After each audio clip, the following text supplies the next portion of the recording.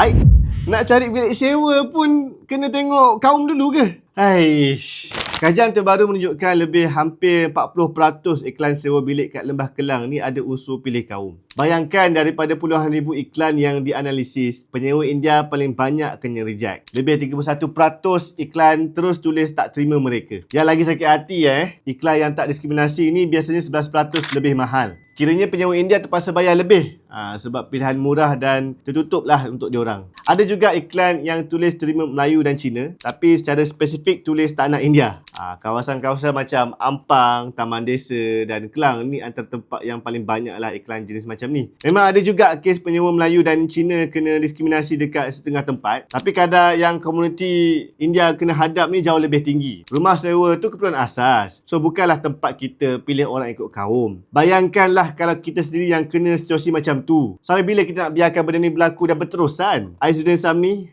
Ideas that Move Malaysia Forward.